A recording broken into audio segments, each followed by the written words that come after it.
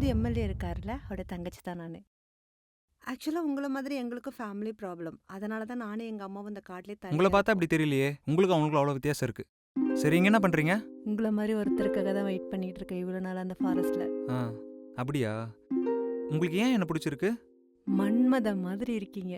உங்கள மாதிரி ஒரு ஆண் மேல ஈர்ப்பு வரணும், அது பெண்ணினத்திற்கே கேவலம். நீங்க வேற, நான் வேற. உங்களை எப்படி நான் கல்யாணம் பண்ணிக்க முடியும் சொல்லுங்க?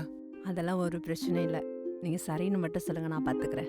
உங்கள தவிர வேற எதுவும் எனக்கு முக்கியம் இல்ல. உங்களுக்காக எல்லாத்தையும் விட்டு வரேன். உங்க அண்ணனுங்க ஏய், 2 பேரும் யாரோ ஒரு பொண்ணு உங்க வீட்ல இருந்து வருது. இவன் தான் என் ஒய்ஃப். என் ஒய்ஃபுக்கு எந்த அளவுக்கு உண்மையாக இருப்பேனா, அவளை தவிர வேறு எந்த பொண்ணுக்கிட்டையும் பேச மாட்டேன். உங்களுக்கு ஏதாவது வேணா என் தம்பிக்கிட்ட பேசிக்கோங்க. ஆனால் பார்த்து, அவன் ரொம்ப கோவக்காரன்.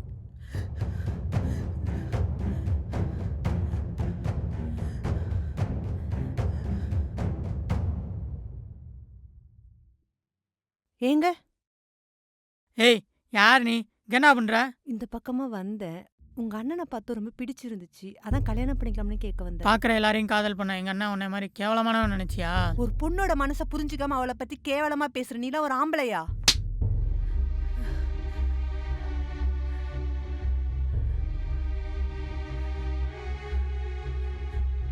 உங்க ஆளுங்களுக்கு எங்க மேல ஆசைப்படுற அளவுக்கு அவ்வளவு தைரியம் வந்துருச்சா?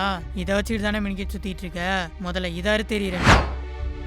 மேகநாதா, உங்க அத்தை என்ன பண்ணிருக்காங்கன்னு பாருடா. பா, மாரிசன் மாமா, இந்த 10 தலையால என்ன பண்ண முடியும்னு நம்ம காட்டணும்.